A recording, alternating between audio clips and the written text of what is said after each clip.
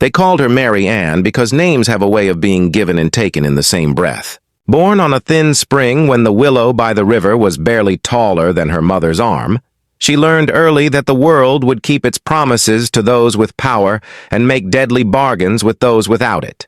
By 1824, she was no longer a child. She had the look of someone who had learned to carry things, babies, burdens, secrets, without letting the load show. Her hands were quick. Her laughter, when it came, could fill a room. People said she had a way with the dying, too, a hush that settled over them like a benediction. The plantation's doctor, Dr. Whitcomb, wore precision like a medal. He had a steady hand and a ledger where he kept both tinctures and favors. He smelled faintly of vinegar and ink. To the masters he was indispensable. To Mary Ann he would become an instrument of ruin. When Mary Ann went into labor one late autumn night, the plantation was asleep except for groaning wind and the distant toll of a bell. The midwife had gone to gather herbs. The master was away. The lantern flame threw long shadows across the birthing room. Dr. Whitcomb came in under the pretense of duty, a man who marked his hour by other people's pain. What happened then is simple and unspeakable. He used the trust of his role to violate her.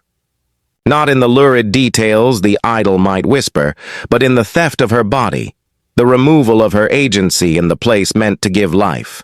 She birthed amid his crime, every cry of the newborn a raw reminder that the world could hold both mercy and violence in the same heartbeat. For days afterwards, Mary Ann moved like someone half in the world and half out. The other enslaved women looked at her with the thin, fierce compassion that had sustained them for decades. They wrapped the baby in old cloth and brought her bitter tea. They said nothing about Dr. Whitcomb aloud. You learn in such places the economy of silence. It keeps mouths from being broken and keeps bodies from being sold. Mary Ann did not speak, but she listened. She listened to the footfalls in the hall, to the timetable of the doctor's rounds, to the way the keys jangled and the master's coughs measured the hours. She listened because a woman who has had something taken from her learns to turn listening into a weapon. She watched Dr. Whitcomb. He was meticulous, a man who polished his boots and sterilized his instruments with the same ritualistic devotion. The scalpel he kept in a wooden case on the bedside table. Small, cold, the kind of tool that could take a life or save one. He left it out once by accident or arrogance. Mary Ann saw it and the world changed shape in her hands. For weeks, she nursed her child and tended to chores, letting the routine soften suspicion. At night, she cradled the infant and traced the crescent scar on her own palm, a child's mark from a midwife's hurried cut, and thought of the scalpel. Revenge is not a bright thing in its beginning. It is a plan stitched from stolen moments, from watching and waiting until the moment arranges itself. She began to move differently around the house. She carried baskets to the linen room and lingered by the laundry that smelled of lavender and starch. She learned the route the doctor took, which servant fetched his lantern, which doors he left unlocked. Her small rebellions went unnoticed because they dressed themselves in the language of obedience. Then the winter shifted, and the master complained of a persistent cough. He insisted on the doctor's presence, and with the master ill, the household tightened its rhythms. Dr. Whitcomb's visits became frequent, his presence constant. The doctor grew careless. Power does that. On a gray morning, he retired to the small infirmary to take notes, leaving the door ajar. Mary Ann carried the baby in a basket and the linen in her arms. She stepped past the infirmary door as if by chance, and when he did not look up, she entered. The scalpel lay there in its case like an answer waiting for a question. Her fingers closed around the cool metal. There was nothing heroic in the sensation, only a hard iron certainty. She waited. She learned from him the quiet that presaged a man's arrogance. He bent over the master's bed, humming a thin tune, proud of his cures. He did not notice the shadow behind him until it was too late. When he turned, Mary Ann spoke his name with no tremor. "Doctor," she said, "this is for what you did." Her voice was not frantic. It was the voice of someone who had turned grief into a tool as precise as the metal in her hand. He laughed, at first a puzzled chuckle, then a bark of anger. He moved toward her. She moved faster. The scalpel flashed, a brief, terrible light. The doctor fell, his eyes wide with a world of disbelief. He gasped words that never formed into plea. There was no grand speech, no courtroom drama. There was only the sound of cloth and the sudden silence after. Mary Ann did not revel. She knelt, hands shaking, feeling the engines of consequence begin to turn. She wrapped the instrument and hurried back through corridors that smelled of wood smoke and stale ink.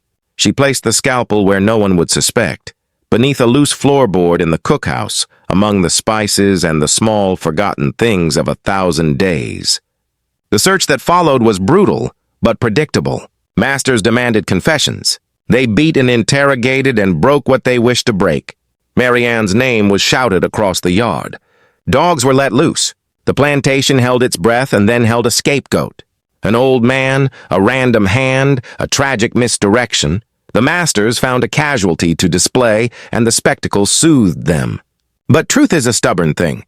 In the hush of night, when the hunt had died down and the moon carved thin silver into the fields, Mary Ann slipped to the cookhouse and uncovered the scalpel. She held it to the baby's cheek, not to harm, but to feel the life it had helped preserve. Her infant's breath rose and fell. The world was unbearably small and painfully whole. Mary Ann left before dawn. She walked the back roads where the river had carved its own map, carrying nothing but the child and an old cloak. She moved like someone who had listened to the land long enough to know its hiding places. The marshes took her in. The woods folded her into 100 other names. She found other fugitives, other women with similar stories shaped into cautionary songs. They did not ask her for proof. They asked her only if she had the courage to keep living. In time, rumors drifted back to the plantation. That Dr. Whitcomb's death would not be forgotten. That justice had been misapplied. That a woman had slipped through the seams of the world. The masters kept their ledger balanced by fear, but fear cannot hold what refuses to appear on paper. The small, stubborn truth that a child's cry can be both an alarm and a promise. Years later, they said a woman with a soft smile and watchful eyes lived by the old river, teaching children to read from stolen letters and mending shirts with hands that once trembled but learned steadiness. In the night, when the moon rose full over the marsh, mothers would tell their daughters of Mary Ann, not as a legend of blood, but as a story of a woman who, when betrayed, turned a scalpel into a kind of answer and chose life for herself and her child over the hollow ceremonies of punishment. She did not become a cautionary tale. She became instead evidence of a truth every person there understood, that courage is not the absence of fear, but the refusal to be defined by what was done to you.